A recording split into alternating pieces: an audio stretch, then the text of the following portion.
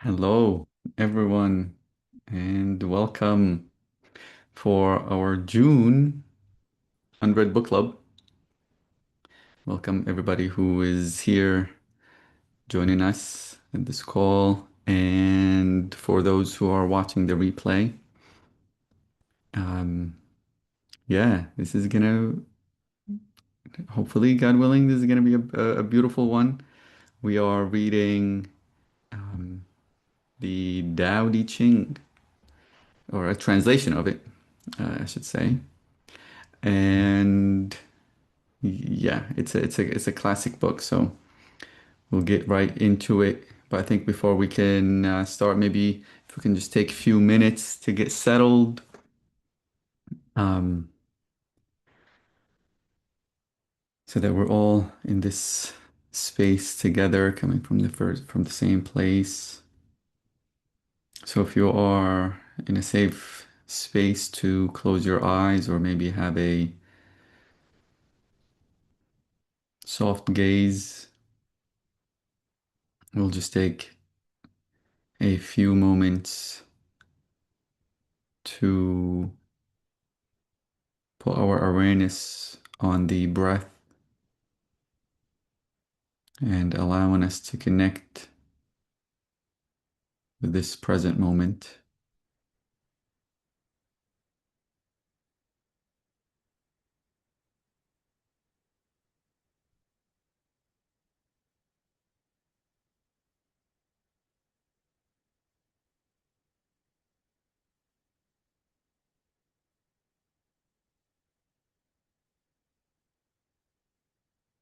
And in the beginning, we can just observe the breath. We don't have to change it or do anything. We can just put our awareness on our body and the breathing that's taking place.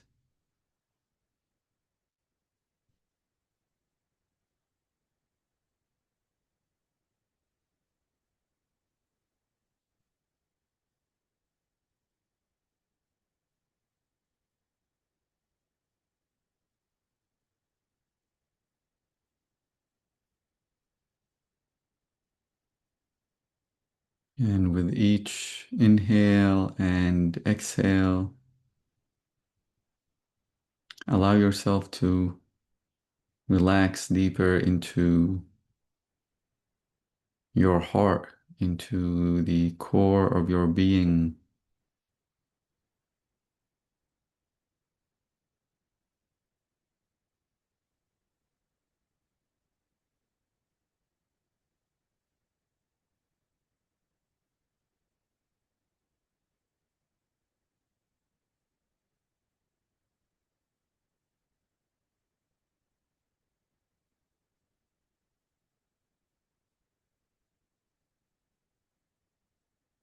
Touching that space that is beyond what you think yourself to be and who you feel yourself to be,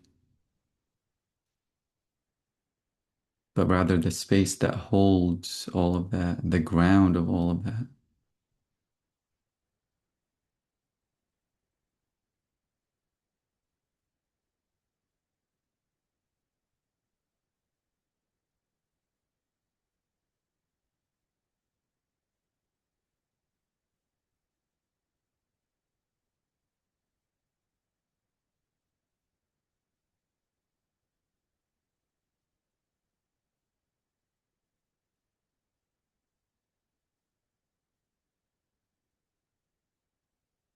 And you can slowly bring that presence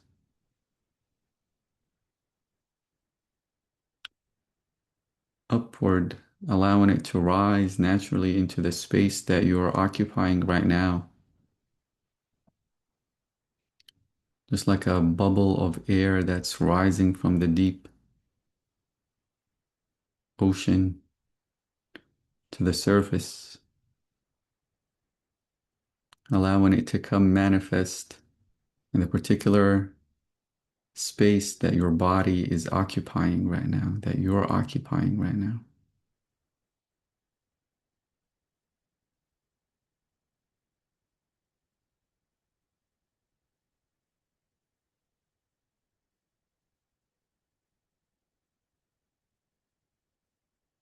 And whenever you feel ready, feel free to slowly and gently open your eyes and bring that awareness to the room around you, to the screen in front of you, and to the people that we are sharing presence with together.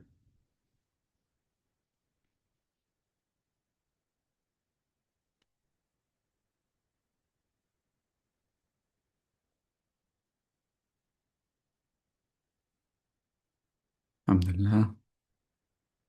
Thank you for being here, everyone. Hmm. Yeah, today we are discussing the Tao Te Ching, the classic um, text by Lao Tzu, which I think the text is what, over 2,500 years ago, which is a long time. And the translation that we'll be reading out of is by Stephen Mitchell,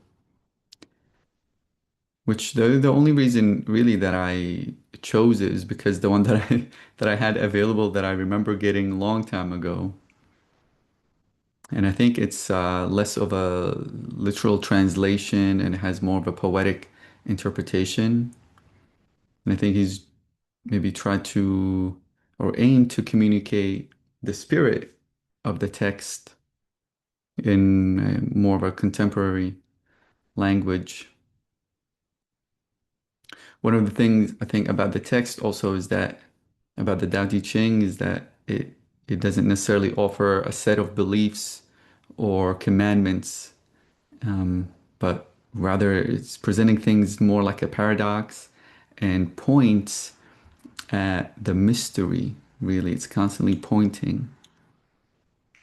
The thing that we always kind of bring about in these conversations, the unnameable, um, ineffable reality, the real. And maybe for most of us that have some kind of maybe read or watched videos or whatever about the Tao, it's often translated as the way, or kind of like this underlying really reality that's giving rise to all things. So I think it'll be helpful today when we dive into the text to just allow if the text is pointing toward paradoxes, just really allow ourselves to feel into what these paradoxes are pointing at or allowing us to experience rather than staying with the conceptual idea of what the text is trying to say. I think that I don't know how we'll be able to do that, but hopefully we can hopefully we can have that as an intention, I guess. Um, kind of asking like, okay, what is this chapter reveal about the way that I'm living right now? Does it point to something within me, within us right now? Um, Maybe sometimes we might, kind of use the conceptual idea of what is really meant through the chapter or maybe through the translation if we agree or disagree with the translation. I don't know if somebody read a different kind of translation. Um, but I think just having that kind of sitting with these paradoxes or sitting with these um, teachings, I say, uh, and just see what kind of what unfolds from that, God willing. Um,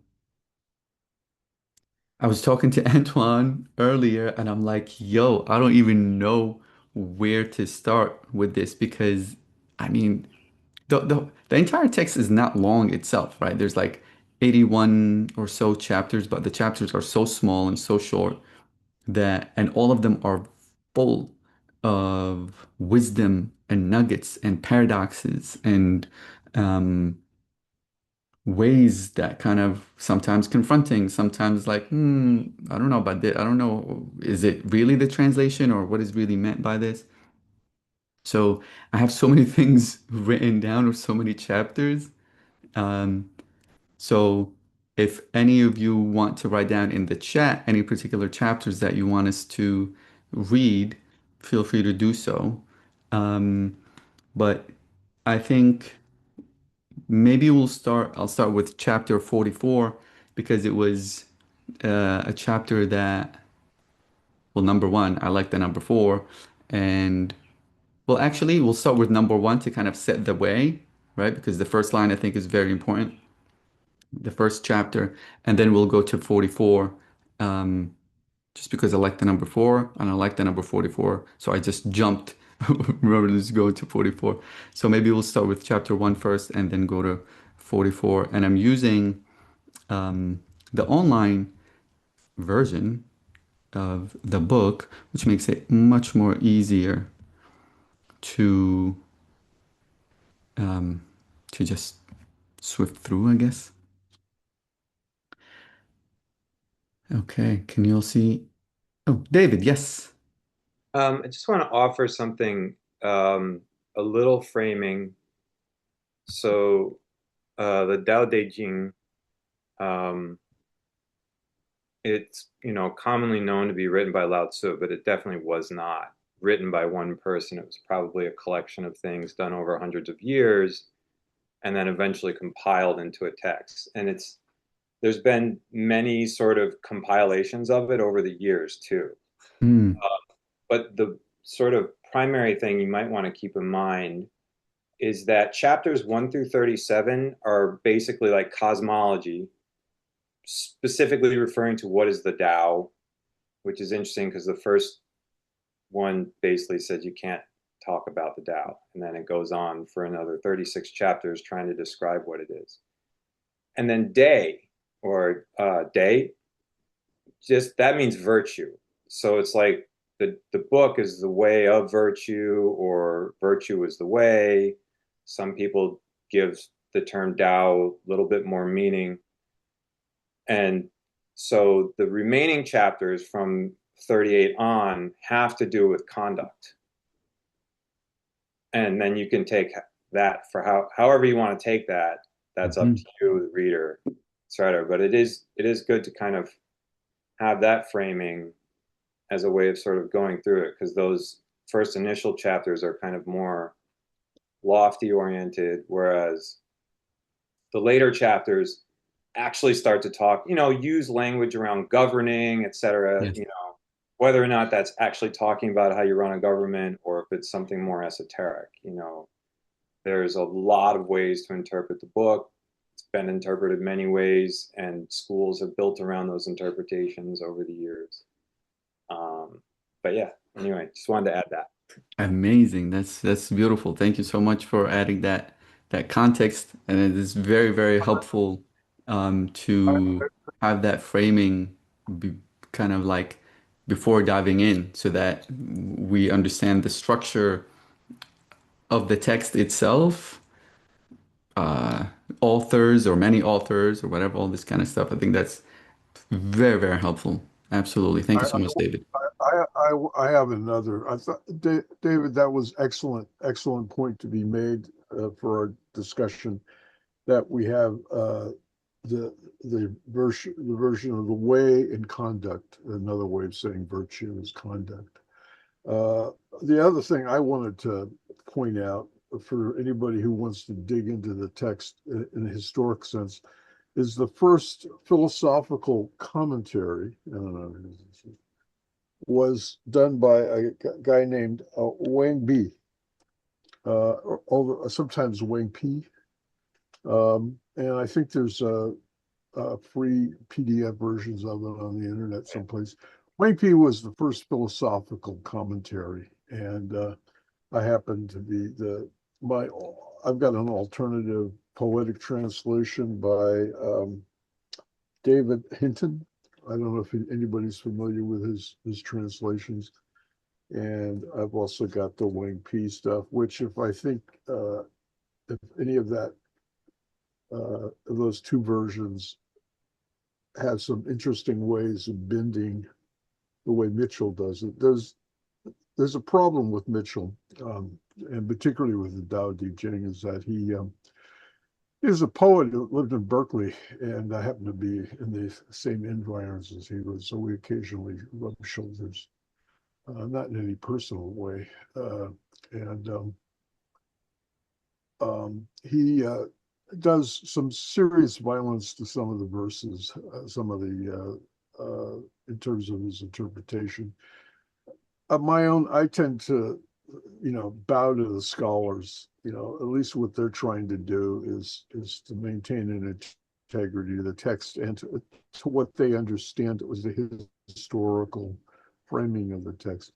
The only thing I would want to add to David's thing generally is that you have to take Tao out of its is it was sort of like the literati's version of shamanism, that the real basis of the Tao is the shaman. Arthur Whaley, one of the earlier scholars of this, emphasizes this a great deal. So, so that means it goes to our own primitive visionary capacities that we have, and as our own innate imaginings, and also how that is, we're like little ducks on the ocean getting sped around by the waves, and that's Hmm. pretty much the way initial shamanism works, the visionary experience works for most of us. Yeah. Um, and I think that's so part of it is, and one of the reasons personally I'm not strongly attracted to East Asian texts, particularly the huge amount of Taoist material that's now been translated, is a lot of it is what I call egoic. It's based on people will allow it to confirm their own bias, their own imaginary bias, and float within that. It doesn't necessarily stretch or break the bias, which is sometimes necessary Hmm. for so that's Yeah. Thank you, Paul. Thank you for the additional context also. Uh, all of this, I think, is helpful. And as we kind of dig in, feel free, um, to, if you do have a kind of, well, first, let's see if we can see what Mitchell's translation is saying, so that we can have like that kind of language. But if there are, or if you have a book that you say like, that translation feels more accurate according to other studies, feel free to bring that in as well. I think that'll kind of add more to the meaning, or give more texture to what the meanings are as well. So yeah, I think it'll be good to just maybe start with the first one, and then we'll jump to 44, and then see what comes up from these sharings, and if something comes up, if not, and we can go from there.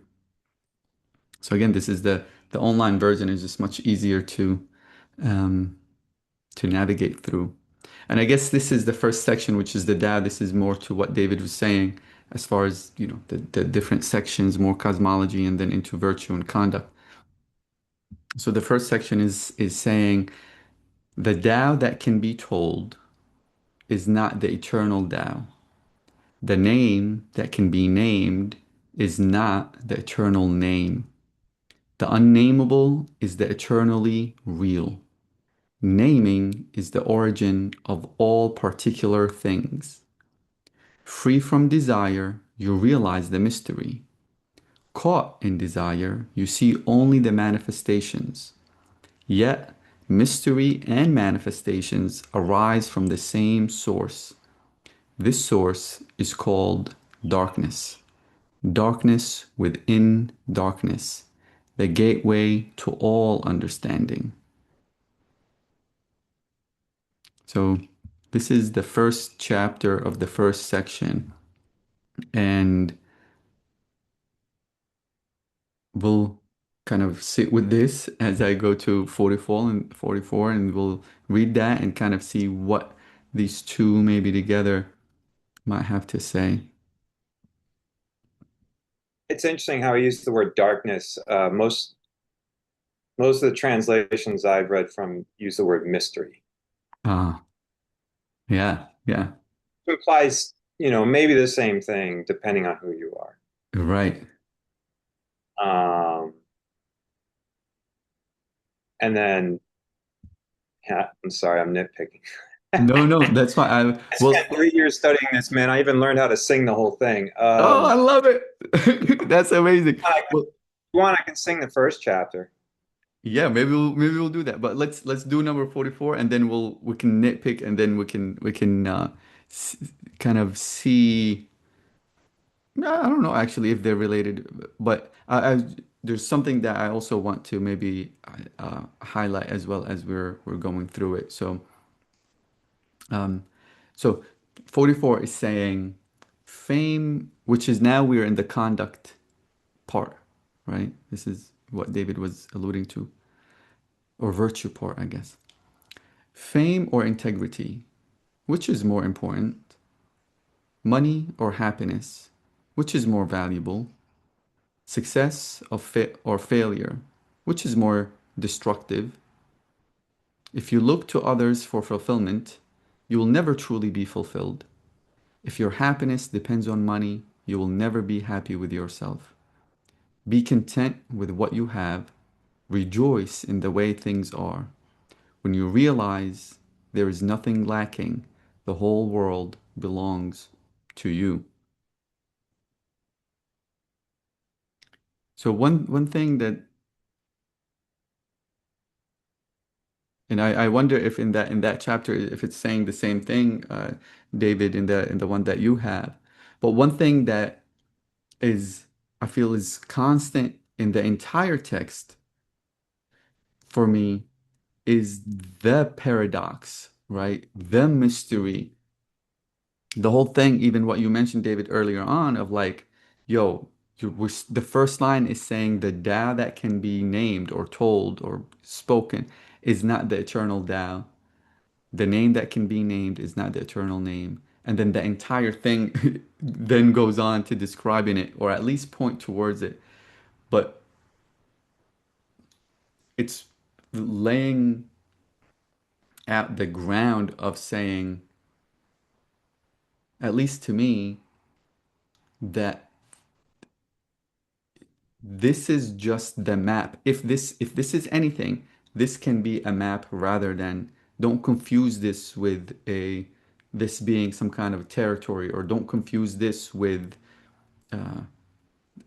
kind of like the holiness similar to, let's say, a Bible or Quran or something like that, where the book itself has the book itself, like in the Quran, for example, the Quran is Jesus, right? Or is the likeness of Jesus, meaning like the Quran is the word of God. But here it's saying right off the bat, like even these words are not, don't confuse these words with the actual thing itself. Um, and then that, And yet, mhm, as the first chapter says, when you consider things with from the border, the Tao is the mother of all things, right? So all things point to the Tao, mhm, right? So it's hard that's a paradox right there. So it's like, yes, you can't you can't say these things are the Tao, but at the same time, they can point to the Tao. And we're going to take 81 chapters to do that. It's just like that very like common image of, don't mistake the finger pointing at the moon for the moon, mhm. right? Yeah, and if we go to the last verse, or last two verses in one where it says, and I'm using Hinton's translation here. The one in the same, they're called dark enigma. Dark enigma, deep within dark enigma, gateway of all mystery. The Here we're taking, instead of just calling it darkness, the way Mitchell chose to do, we're bringing in the idea of a mystery that we're engaged with. Enigmas mean that we're engaged with them. They're not just things that we can pass over the top of our head and we can dismiss. An enigma means it's got a hook into us, that we need to figure out. And of course, where are we? We're in this darkness that has no dimensions, no way. We've got a hook in us, and we don't know where the line is pulling us. We don't know if it's pulling us inward or outward or upward or downward, or towards our destruction or towards our fulfillment. The gateway of all enigmas, and so we're stuck in that betweenness. Mm. Uh, the Mitchell translation of 44 is preachy, which he tended to get when he got into the virtue part of it. This is Hinton's version of that, which is a little less wordy. This is 44. Name or self, which is precious? Self or wealth, which is treasure? Gain or loss, which is affliction? Indulge love, and the cost is dear. Keep treasures, and the loss is lavish. Knowing contentment, you avoid tarnish.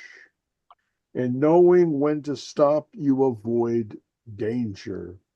Try it, and your life will last and last.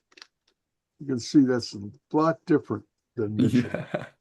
and a Yeah. lot less and falling on the shibboleths of middle class individualism. The problem with a lot of poet translations, and I would even say this might be true of Hinton too, is that they indulge our mid 20th century, maybe 21st century sense of individualism, which is a sense of our being separate, whole, but whole as alone, as apart, Uh, not as so. We are, as Needleman used to say, we're not individuals, we're individuals. We run around, we're naturally divided within ourselves. And that's what, of course, the first chapter brings up. We're individuals. By the name or the named? Who are they? Are they mhm. one or are they the same? You don't know. Well, So David, one thing, go on. yeah, a big thing, like in when you read 44, and I don't know if you do you have a copy up of whatever you're reading, David, as well? Of what I'm reading. Or like the transition that you have, because it's interesting to have the I can word. type it in the chat. Oh, okay. I just let me find my reading glasses. Hold on. Like the difference between the word integrity and self in what you read, Paul. That's a dip like that's a difference, right? I mean, I can see what Mitchell maybe is trying to do here, right? Fame or integrity, okay, no problem. But like the way that sits, it occupies a different space when you hear that, right? Or when you read that. Because yeah, I see why you're saying it's more preachy. This version is more preachy. I definitely see that, but I wonder what the text like. I didn't mean to send that. Oh, um, the way the text is it actually is it up for interpretation to once sometimes say integrity and sometimes say self? Is it like the Arabic language where you can kind of have a root and then this entire universe? Um, that's within it. But regardless, are both of them pointing to the same thing? That's the question. Are both kind of pointing out to what? This inner journey, this non-attachment, this bringing oneself to wholeness rather than division, that the value of which you internally can have is not does not need to be validated or conditional on any external validation. Are both of them pointing to the same thing, or is there differences in what they're trying to say?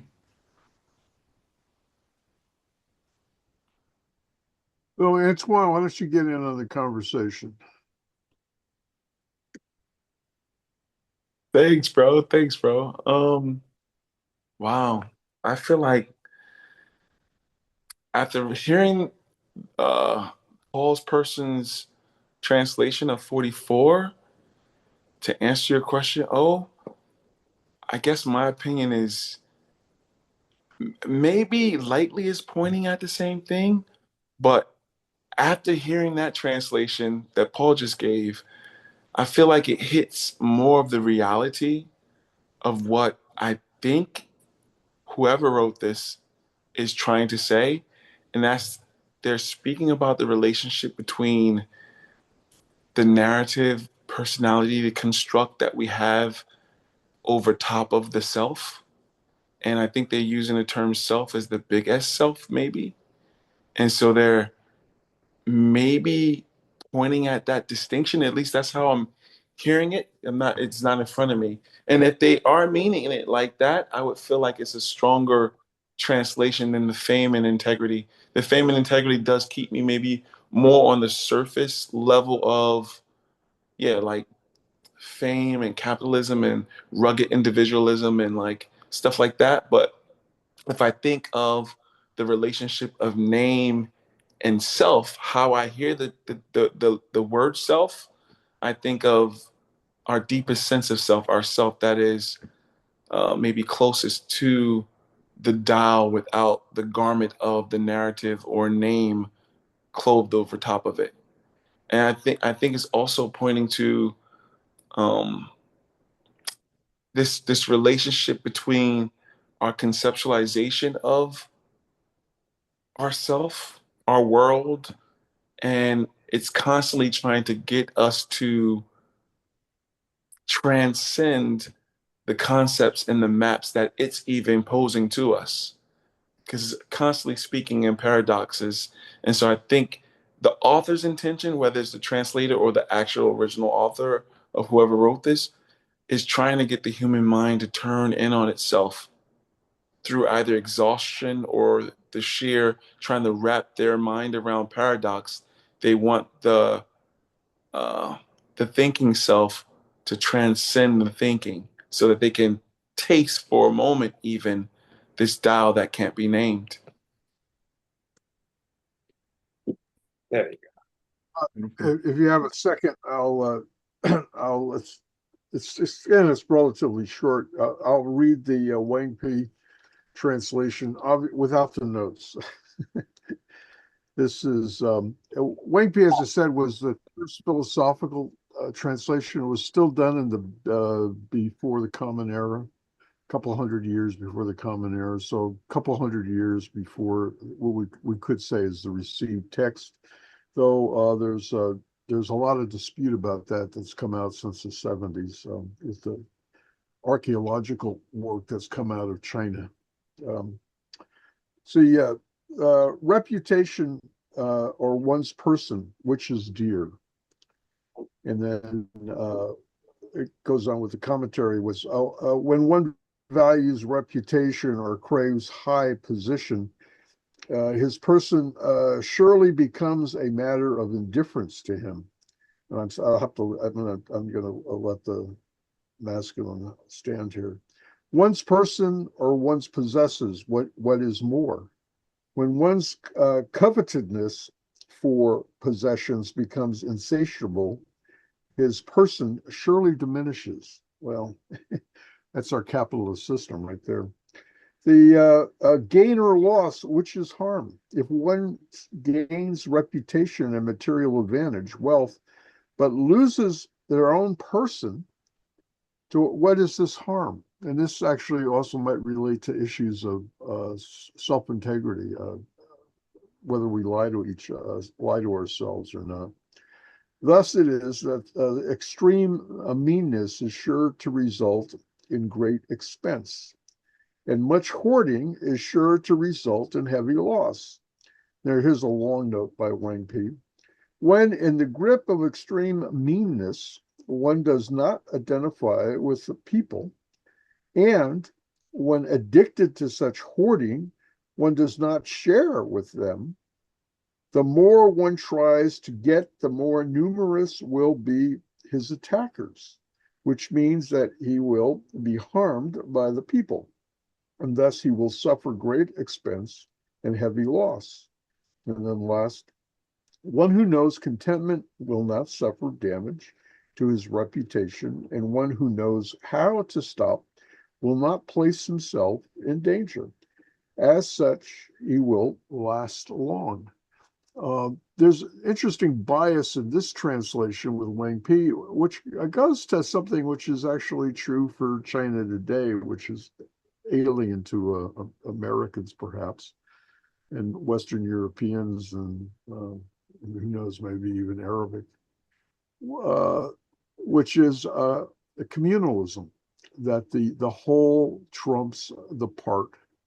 And so your own self really has to find a way of addressing what the whole says the whole is. Now, of course, in America, the whole is 51%, and the 41% are damned. But that's a mean view of a democracy. The but Yeah. Well, the Tao Te Ching is definitely not a collectivist document. I mean, if you read it, it's much more libertarian than you could ever imagine. You know, it's really, it's totally, that's an interesting take. That's an interesting take, David. yeah, it's totally hands off. You know, it's all about like don't dictate what should be done. Just step back and like sort of let things work out as they should.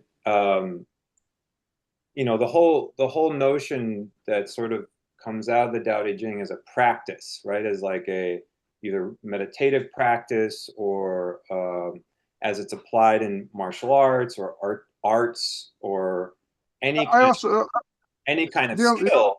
It my is only it's the notion. Hold on a second. Wait, hold on, Paul. Let him just You have like dominate. Just give it a break for a minute. I'll read chapter 56 and you'll understand what I mean. But the idea is like to sort of like release the need to control, you know, and the release and let the flow sort of happen, the natural way of the things will occur. And there have been many, many books written both in China over hundreds of years and now in the United States on like how to use the Tao Te Ching for like leadership skills, you know, to have like a very hands-off approach. I even remember one of my bosses, one time I saw it on her desk. I knew, I was like, oh, that's why you're acting that way, you know. Mm-hmm. But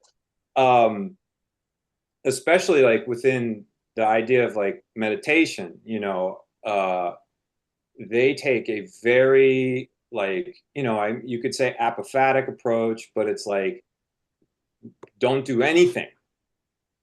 Don't think about anything, don't focus, even though there's some focusing happening. But the idea is like to really just release any sort of asserting, because when you're doing that, you're defining things. And right, so that goes right back to the first chapter.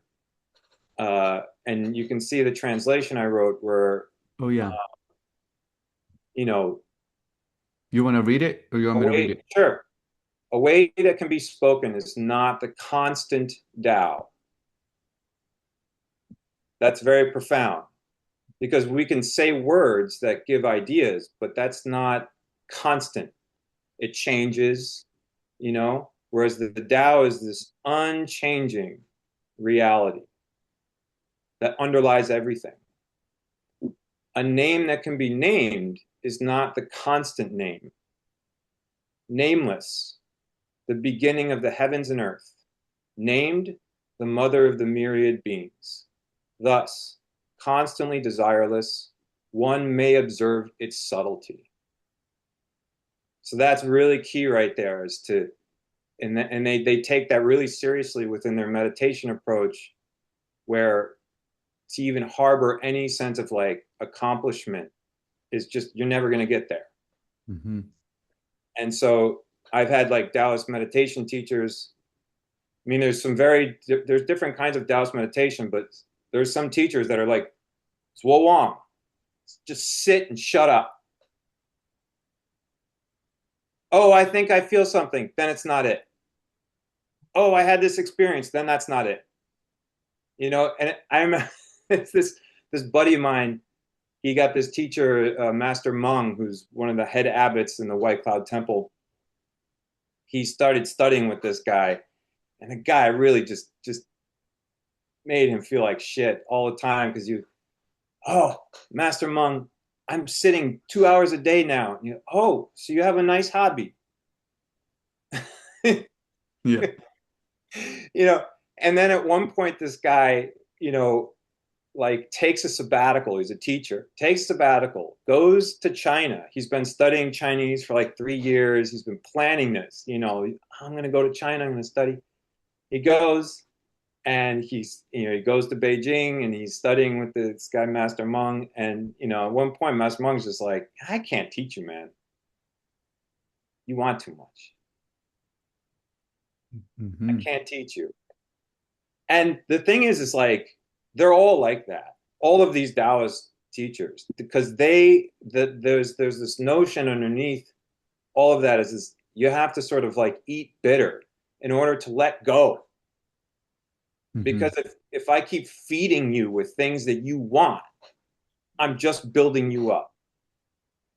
Right? And you're just building concepts. You're having ideas about things. And so the Taoist way of doing things is profoundly different than the Confucian way of doing things, which is highly structured, highly ordered, right?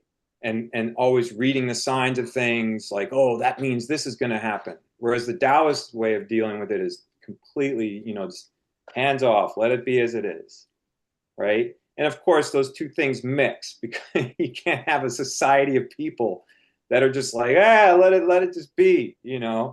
So you have to have some structure. But, the Chinese container sort of allowed for these Taoists to practice in the way that they did. But this text, is not like a Confucian text. And the Confucians, while they appreciate Taoism, they're not really like, yeah, you guys don't really know how to like run a country, because like if it were up to you, people would just be shooting each other in the street. And the Taoists are like, well, that's because you're not willing to actually like let people govern themselves, right? And so So this is what you were saying as far as like having a more uh, liberal, or well, more, I guess, what, that not even liberal, that would be considered what, a anarchist, I guess. libertarian, like that's a joke. I'm just joking. It's Oh, not actually like, but like, the idea of like, this is something a lot of the guys was reading this, we would sort of joke about, where it was like, oh boy, this sounds like, the libertarians would love this, But like the mhm. idea of just like very limited government, and like allowing communities to cohere with each other and sort of establish their own, rules and regulations as a collective, but again, like not in a communist type of way where it's like the collective, where it's more like organic way of things arising and then things falling, Yeah. like just meeting the need as it comes. And Yeah, this let me, philosophy is very aptly expressed within the art form of Tai Chi, where it's Mhm. like yeah, you have David, you have hard martial arts. you You have actually hard made, martial arts where you use force to push someone, whereas you have Tai Chi where like you use the person's force Mm-hmm. through you, where you learn how to like release. And through that release, the power sort of bounces back at them. It's really Yeah. amazing to witness I if you mean, do push hands with a Tai Chi person. Anyway, I'll yeah. stop. No, that's it's amazing stuff. And also one of the thing I know Antoine has his hands up, and we'll get to you, Antoine, and then Paul, God willing. It's interesting too, because this is such a, text or whatever, whoever wrote it, or the many people that wrote it, the the ism that's created around it as well, right? The meaning and the practices and all of these things that each different person interpret it in different ways, and now to create a system around words pretty much that are saying even the words are not the thing, right? And like it's such an interesting thing to see that play out. Reading, something that is so profound, that it is, let's say, hands off, but at the same time, um, which is similar from, let's say, in my experience within Sufism, a child of the moment, but at the same time, you know, you gotta sit down and meditate. But if this happens, it's wrong. If this happens, it's wrong. Like completely outside of what the text might be even saying, but because like it's very interesting dilemma that when things become a practice or when they become a discipline, they take a shape of their own. And I guess with any system that takes place, but it's interesting what can be take what wisdom or what's the moon or what is this pointing at is very timeless regardless of all of these disciplines that kind of emerge from it, which is I think is fascinating to in what we're reading here. I mean, it's also ironic that all of those disciplines that emerge are highly structured, Right, yeah, yeah, including exactly. the Taoist religion. I mean, Exactly. they have like their notion of like heaven is like a bureaucracy with all these levels and different ministers and kings, and Yeah, it's very Confucian actually. I mean, it's very Chinese and Confucian. yeah, Yeah, and I mean and there's this huge argument that's happening in Western scholarship, about whether or not Taoism started as a philosophy or a religion, and there's different camps. Anyway, I let yeah, Antoine go. yeah. I was just gonna bring up, well, one, I wanted us to, when we get a chance, to go back to the first one because it's just like some stuff there, but like it's interesting. I won't be long, Paul. Um, I can see the themes of all of this that we're talking about here in the Tao, the conversations that we've been having in the school platform, the emails that me and Paul have been going back and forth with, the how we are all engaging with each other online right here in terms of learning how to talk with one another. It's weird because it's all there's this fractal, or sort of like, I don't know how to describe it, but there's something hardwired into the nature of reality that's being spoken about here in this text that I can see running through our relationships, our emails, as well as the whole conversations that's been going on. Practice, no practice, presence, no presence, name or self, like all of this. Anyway, I just wanted to point that out just because it was happening right before our eyes. Okay, I'll stop there. Yeah, it is one of the most profound. Yeah, I mean, David, it's I want my to morning say, prayer every day. Yeah, I love it. David, I wanted to say that some of the things you brought up during your conversation later was close to what uh, I was going to say anyway, which is that reading the Tao Te Ching now is we are stuck in a cultural divide, a variety of ways. You mentioned some of the Western biases that come up with that. And of course, in China, it's the Confucian Taoist thing. In fact, Confucianism and Taoism are sort of twin devils of the brain, two sides of the brain, the right side and the left side, and they're warring with each other. And of course, then there is this thin divide, a very thin divide, which is kind of what I would like to point to, that conversationally we need to recognize that we have these two sides to things, the structured and the unstructured. There's all sorts of names to it, the balanced, the imbalanced. But going to your 56, which you pointed up, and this will, of course, the first line will. I'm just poking at you, Paul. That's all. Everything that I have things that says, those who know don't talk, and those who talk don't know. So you already know where I'm at in this with that. Block the senses and close the mind, blunt edges, loosen tangles, soften glare, mingle dust. And this is called dark enigma union. We'll get back to that in a second. I can't be embraced. I can't be ignored. Can't be enhanced. Can't be harmed. Can't be treasured. Can't be despised. For it's the treasure of all beneath heaven. And so what it is that obviously we are forced to be structured, though the reality we're pointing to is purely energetic and therefore is the dissolution of structure or its transformation. And that's the sweet spot. The sweet spot is in this almost inexpressible, therefore not talk aboutable, balance between both.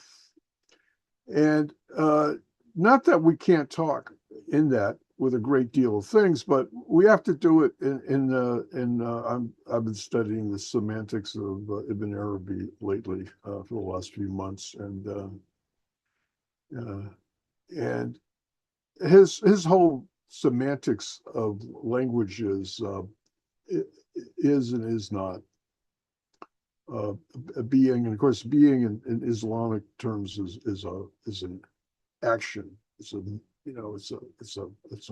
rush. So it's rush, not rush, which it's kind of like breathing. I'll bring everything back to breath, because breath is never it's one way or the other way, and that there's this little thin membrane where it's neither one way or the other way. If we stayed in the neither, we'd all fall down and die. Would stop breathing, right? Which is death, the big death. Die before you die. But that's the sweet spot. That's where we got to go. That's the quietness, which is a torrent of words and a thunderous silence.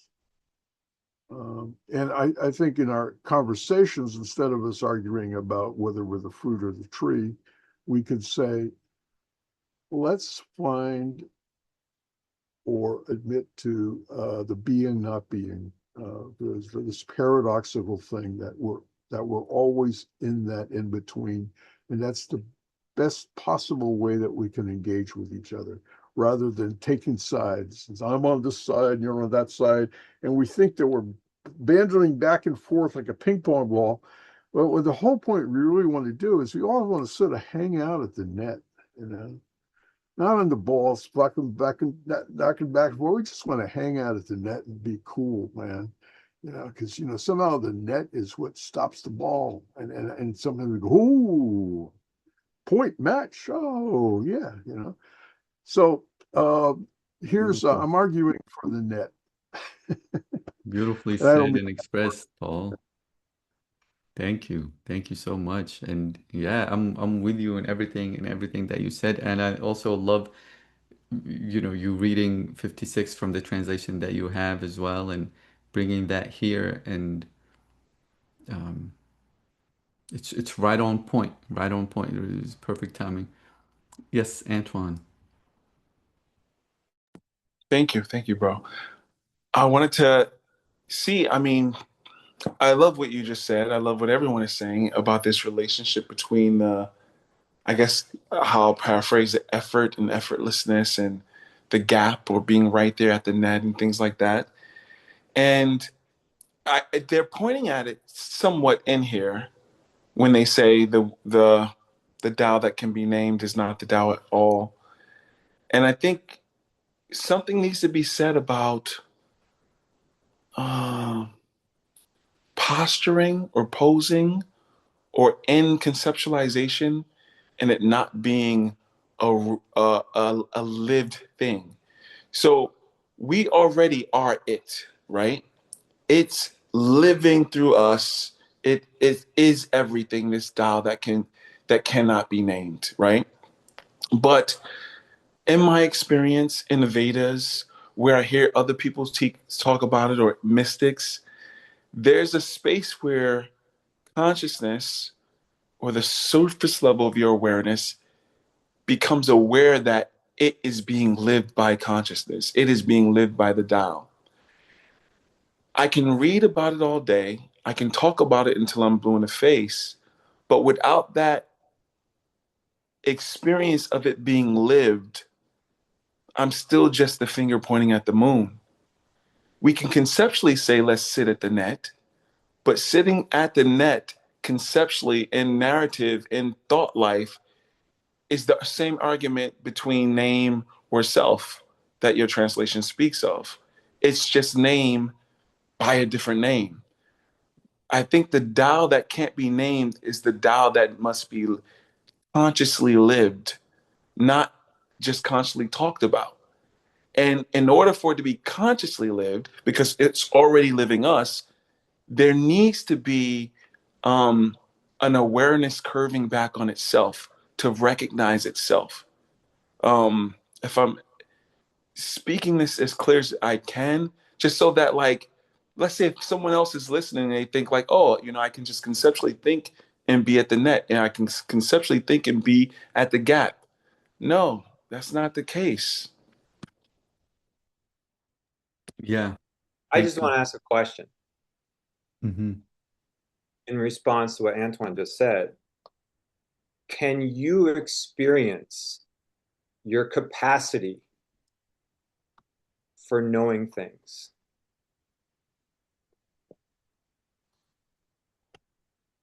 I'm not sure what Or that can you question. experience your capacity for experience?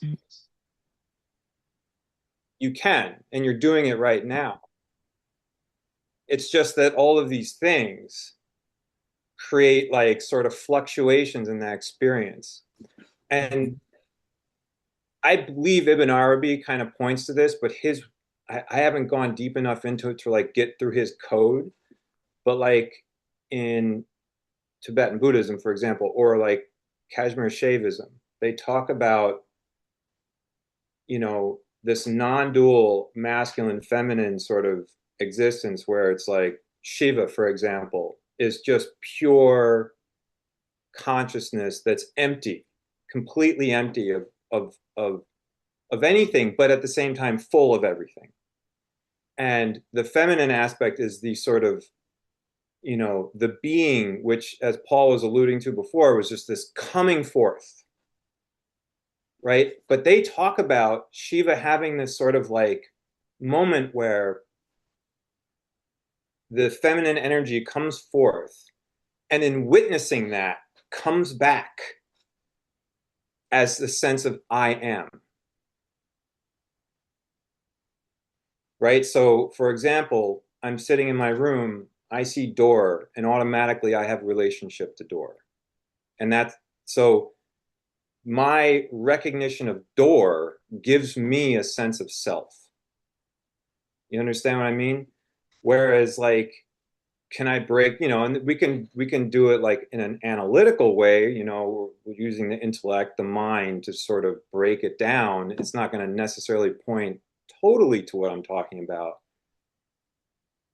But it can give you a feeling of it where it's like, okay, why is that a door? Oh, because it has this function. It doors. It holds things in it, or it opens, etc. What it was from a tree, or it's a piece of plastic. Where'd that come from? Et cetera, et cetera, et cetera. You can go all the way back. Has no actual definition other than its immediate relationship to myself. But there's this underlying witnessing that you even said, right? And it doesn't necessarily even need to witness itself. It just needs to know that it is there. I don't know. I'm kind of missing the mark, but No, I think you're also pointing at it, and maybe you can clarify, Antoine, as well. Um, y- yeah, I mean the door example is a good example, right? Because we look at this thing that we try to define it as door and trying to that's the finger pointing at it. But in reality, witnessing or experiencing the thing that we call door is separate than the conceptualization experience of what it is, right? And I think this is what Antoine is talking about. The the challenges, which I think also from the beginning we spoke about, and maybe here in these two lines kind of speak about what Antoine, what you mentioned about not being stuck in the conceptualization of these ideas and thinking that because I have the language in which I can describe a thing so beautifully and so meticulously and so detailed that I have full knowledge of it or that I encompass the knowing of that thing, right? Just because I can describe a tree in so many different ways doesn't mean that I know what it what it is to be a tree or that I truly know the beingness of tree, right? Just because I can talk about it. And I think the the this is where that effort and effortlessness kind of comes in place, right? Because and maybe this is where these two lines can come in, caught in desire of like I want to experience isness, right? And working so hard and doing the disciplines and meditating and da da da sitting down and I'm gonna transcend, I'm gonna do all these things and trying so hard, giving the example that David was saying, like, no, like it may work or may not work, right? Um, the intention, and then sometimes by grace, that experience or that witnessing does come into place. Maybe it is because of the effort, but maybe it's not, right? So there might be, I don't know what sometimes you point at like causation or correlation or something like that. Um, well, right However, effort refines the mind, it refines the mind mhm, so that you might be building better capacity to witness, right? yeah, But it's yeah, not necessarily going to get you there. It's still the boat. Eventually, you got to get off the boat. right, right, You're not fully to the other side until you get out of the boat. yeah, Um, I'm yeah, sorry, I didn't mean to Paul. interrupt you. Thank you, David. Yes, Paul. Yeah, well, David brought up one of my favorite metaphorical systems, which is Kashmir Shaivism. Uh, um, Ibn Arabi and Kashmir Shaivism came into my life about the same time in the 70s. And uh, my direct connection is with Ibn Arabi for a variety of reasons. But the Kashmir Shaivism is very close. So to go back to what you were alluding to, and it's also uh, brings up another issue about the nature of evil. Um, every Evil is dualism, pure and simple. in classical metaphysical sense. But we have Shiva Shakti. Shiva is the absolute absoluteness in the pure absolute transcendentness, which means, whoa, no way we touch that, which is actually our own self, but so refinedly and completely and utterly itselfnesses that there's no creation. And so there is this mask of creation, which is Shakti, which is pure energy, the pure universe. That is boof, the whole cosmos, and everything in it, and everything that are likely to be in it. And that is, it's two, but they're just so intertwined. They are absolutely identical, and yet they're different. They're identical, but they seem to be different, but they're really identical. And let's face it, they're really like this all the time, you see. From our point of view, because we're inside that, and so you don't see there, we're inside there. Big emptiness, that's us. We're inside there, just so tight that we immediately become aware of three things. These are the supernals in Kashmir Shavas. And the first one is will, desire, love, pure love. Oh, this is love. Oh. When you're with your beloved and you're entwined with your beloved and you're breathing in sync with your beloved and your eyes are in each other's vision of each other's eyes, so that all you do is see the mirror image of each other in your eyes, and you're in that. You're purely in love and you're entwined. That is love, that is will, that is desire, and it's all one without differentiation. Love, right? And then immediately love flips into two. These are all mirroring of this entwinedness of the absolute absoluteness and the imminentness, whatever you want to call it. And that too is knowing and action. And Kashmir Shavas, and pure act, and of course pure action immediately knowing, and the supernals immediately flip into Maya, which is the limited versions of all of these things, and therefore we got the world. But and there's 36 tattvas, thatnesses, that explains the world and explains actually experience, the whole Sabkaya system, and then the Kashmir Shivite version of that, which adds 11 more thatnesses, is really just the sense of the whole nature of what human experience is. And we've never outgrown that, even though it's a archaic system, profoundly archaic. It's one of the first systems in Indian metaphysics. It's also really just showing what the nature of experience is. Of course, in the Sakaya system, it ends with pure consciousness and pure stuffness. I forget what it's called here. But by looking at the supernals, one of the things is that you immediately see that you go from two, which you can't name, so the two and the one are the same in the classic yin yang Tao system, and yet at the same time you have three. And one thing is, if you stay in the dualism, like the chicken and egg questions that we've been throwing back and forth, it goes nowhere, because you really need to go to a system of three. It's one of the reasons why Ibn Arabi says in a few other places, it says the first number is three. It's not one or two. It's three. It's the first number. Of course, that might sound very Trinitarian, and so we want to bring in Christians here. We're recognizing this. So three is where things really are interesting. But I'll stop there. I'm sure. Well, that's where the trigrams come from, right? The idea of three.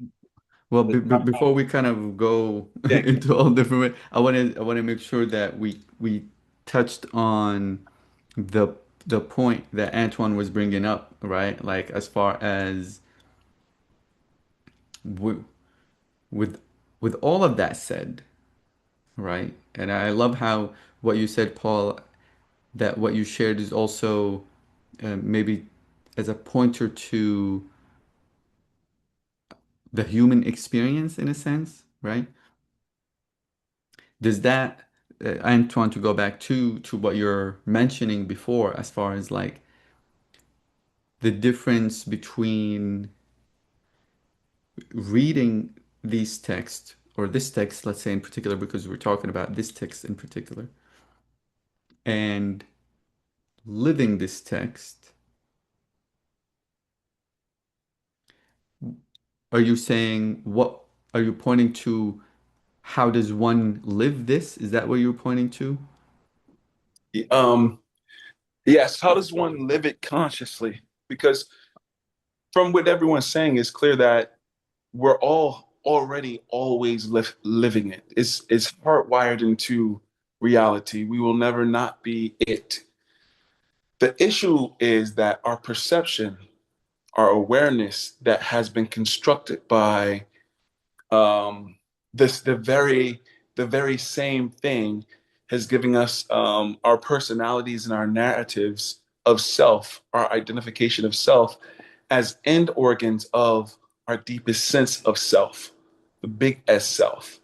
And that end organ self, lower S self, if you will, we can look at it as a node in universality, right? That node of universality has forgotten itself, even though it is what it is. So the whole journey is from universal to node and then back to universal. But that journey is an act of refinement of perception and perspective, not an actual journey that reality is taking, because reality is already is what it is, but the perception has the ability to refine to its universal self. The node self, the small s self, has the capacity to recognize itself as both node and universal, not conceptually, but in a lived way, where it doesn't say, "Oh, I have access to $1 billion in the bank account, but I can't access it." It doesn't say, "I am universality, but can't move as universality."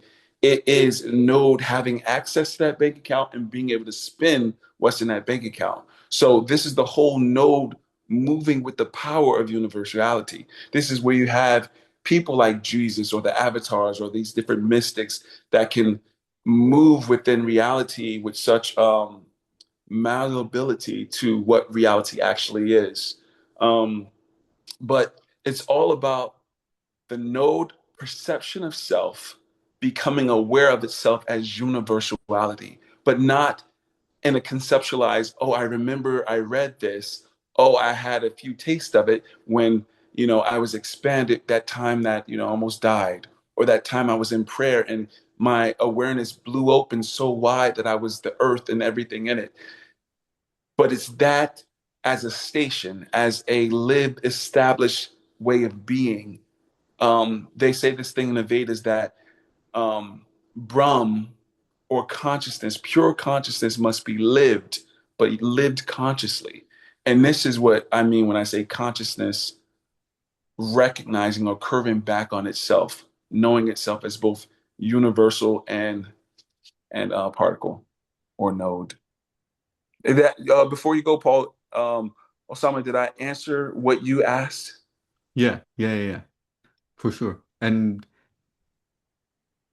I think also that's the thing about these texts is that they're also pointing to the same thing that you're pointing at as well, right? Like the thing is the just the nature of which how we engage and interact with these texts and with these ideas that it's either we are too conditioned to be to even begin, right? Or we begin and then stop ourselves or halt or whatever it is and kind of don't really go all the way. Like even the thing that you're saying, the malleable to be childlike or whatever. I remember reading it in, I don't know, in so many different ways here in the flow, right? In the Tao, just to be in flow or to be malleable in such a way that you are meeting the moment. You are a child of the moment in that sense, which is really the work, you know? So I get what you're saying. Yeah, Paul. Yeah, I I'm in sympathetic with you, Antoine. Um, I looking at the recursiveness, this necessity of, and again, we're talking now about that that betweenness, and part of what you're trying to capture or point to is not the recursiveness of consciousness, which is consciousness bending back on itself, like boom, and that turnaround, it's which is, it's a wave reaching up into nothing and then falling back into the sea. That's recursiveness of consciousness. Boom, boom, and of course in the here it's out of its element. It's a fish out of water unless it's got wings, I guess. And then throwing them back into the sea, and of course then you're blown away because you're just part of the ocean again, and you're all smashed up, and it depends, I guess, of whether you're a molecule or a big cup of water. I don't know what you are, but when you're in the ocean, it sort of gets all mixed up really easily. But the recursiveness is definitely things. In fact, in Kashmir Shave, it's the secret of self-recognition. And of course, what's the self that's being recognized? It's Shiva. Absolute absoluteness. Well, I mean, absolute absoluteness don't need those recognition. There ain't no necessary. There ain't not absoluteness. Absoluteness doesn't do anything, and that's why we usually consider it, inert. And it can't reach absolute absoluteness. I mean, it's either say yes to it and then go wow, or you say no to it, and I ain't there yet, and I'm going to get there. Damn it! I'm going to build a ladder. I am going to build a ladder until I reach the end of the universe, and then I'm going to climb it, one ring after the other, one ring after the other, one ring after the other. And I'll tell you, I'll be climbing that after the universe has decided to go back to sleep, and I'll be climbing that. It's the 10 witnesses. These 10 holy men from the Manus who stay awake during the great sleep of the Manvantara, not the Manvantara, what is it, whatever the dissolution of the universe is. Manvantara, I think, is Kali Yuga? but yeah, whatever. Yeah, Kali Yuga is the last, is just this notion, but it's some other thing. It's beyond all these time variants and, I mean, the guy that I read who years ago is still worth reading is Henrik Zimmer stuff. Uh, if nothing else, read his King and the Corpse, which is beautiful. He had a touch of the poet. It's a shame he didn't live longer to actually put his works together. Joseph Campbell was the one that put some of his works together, but definitely the King and the Corpse. I think you'll enjoy it poetically. But but the point here is we're looking for that sweet spot, and um, recursiveness is a way. It's like trying to get to that net. It's trying to be at the net, right? Which is not playing ping pong. Ping pong is pushing the blocks over the nets, bang bong, bang bong, bang bong. You know, uh, and to be in at the net is just sort of saying, this is that sweet spot, which isn't really very interesting. We don't just have things that are just nets. It's unless you're a referee, I guess maybe that's something different. I'll leave it go there. Thank you, Paul. Thank you. Yeah, I mean, I think that's part of another thing that I think it points at too is part of this paradox of experience, right? And I think in this text particularly, it's for me, it did a lot of pointing towards that paradox. And I think maybe similar to what Antoine was saying, you know, because I know in Ibn Arabi's poetry, he does that a lot too, of doing what you're describing, Paul, as far as the ping pong in thought until mind gets to a level of exhaustion, and then there's a the rest allows for to be a gate into real experience. Um, Whatever which way, that's the thing, right? Like even saying to real experience is like trying to name the Tao, right? Whatever that means. So there's even within that experience, there's the paradox itself. And this is one thing that's been evident in this text, reading it, of giving this cosmology, let's say in the beginning, or this bigger view of what the reality of things are, and then actually connecting it to virtue. But more from the way that I was reading it also is more from a honest way rather than a performative way.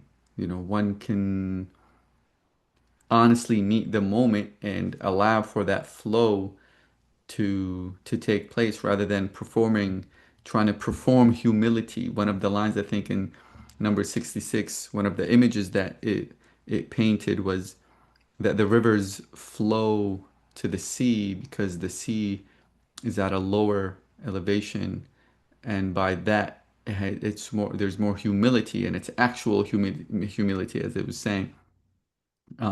So this thing of being lived rather than for it being performed.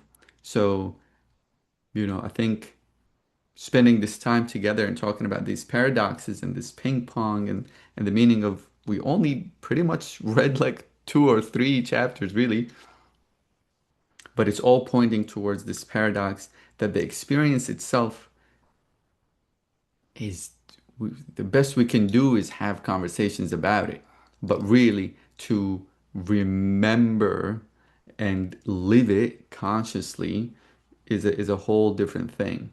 Um, That's the key, right. actually, is remembering the view that is implied within the first chapter. Hmm. And that is, there is the mysterious, and that is the same as all the things that we are constantly experiencing. Exactly. And can you have an experience without naming it? Hmm. And that's and you can. It's just so small. Right.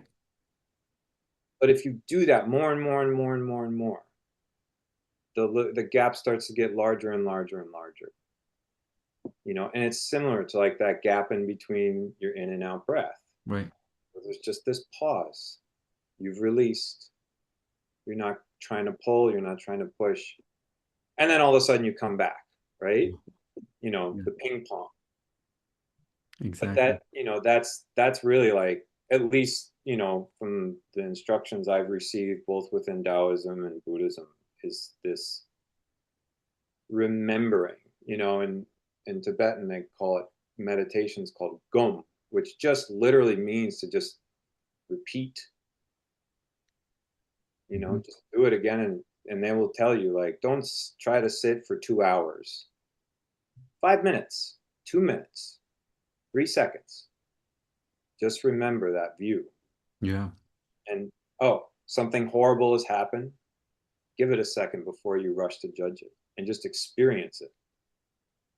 Something wonderful has happened. Give it a minute before you try to, like, oh my God, I'm so, just let it wash over you. You know, it's in moments of shock that you really experience that too, where you're Exactly. just like, what? That moment right there is that namelessness. Hmm. The Beautiful. the Thank you, interesting Dave. thing is the interesting thing here is, and I'm going to read Hinton's version of 66 for a second.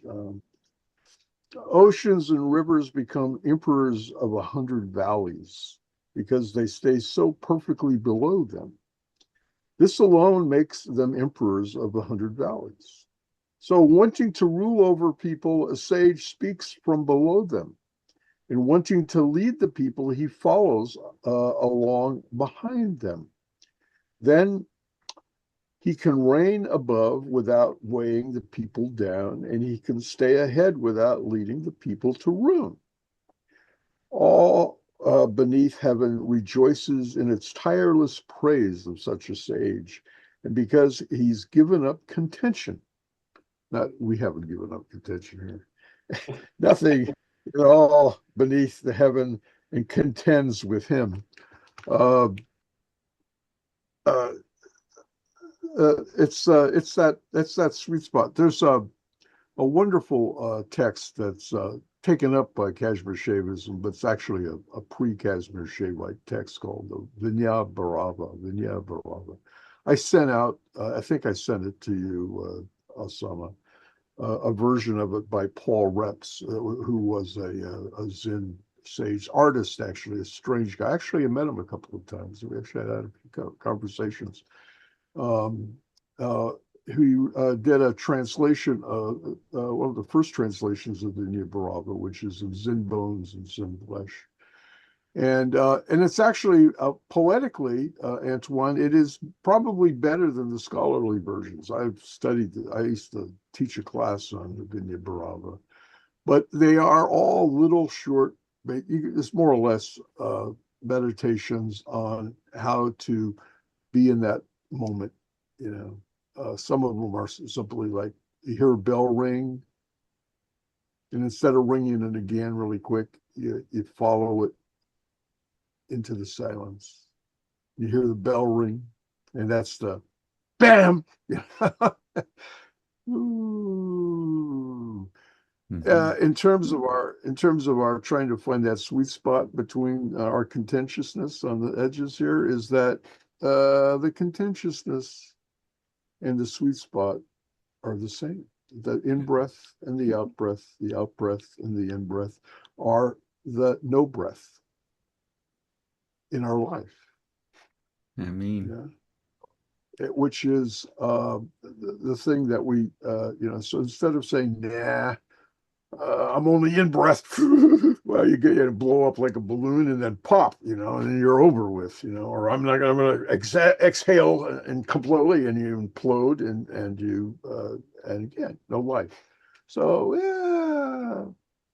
So it's a dance. It's a balancing act. It's finding we're in that sweet spot all the time. We just sometimes have our focus on one side or the other side and right. figuring that both sides make the trade. and it don't Exactly. and it is and it's just again going back to the obviously heterosexual image of or was it cisgender version of Shiva Shakti. Oh, locked in that embrace. Oh yeah, yeah. It's nice, Yeah, we're both sides. We're no sides. Beautiful. We're all. Thank you, Paul. Thank you, David. Thank you, Antoine. RM, I hope this was also fruitful for you and everybody, the family's being fed as you're listening to this. We really appreciate everyone here, appreciate whoever's watching the replay as well. Uh, yeah, thank God, thank God. This was awesome, fruitful discussion. And next book club, I think the next two are still within. I don't know if it's within Taoism in a sense, because I know Antoine chose a book, something about Taoism, but I don't know if it's actually related to Taoism. I think it's the Taoism of sexuality or something like that. And then the book after that is Taoism and Sufism, which is a book that I loved very much. There's more like a comparative kind of using different same language. I don't know how to describe it, but that's I think in August. So stay tuned for both of these things. But until then, hopefully and God willing, you stay peaceful and happy and in flow and in the unnameable Tao. God Yes. willing. Thank you all so much. Thank you, O. Thank you, David, RM. Thank you, Paul. It's always wonderful being on here with you guys Absolutely. and ladies. Yes. Love you so much. See y'all. Appreciate y'all.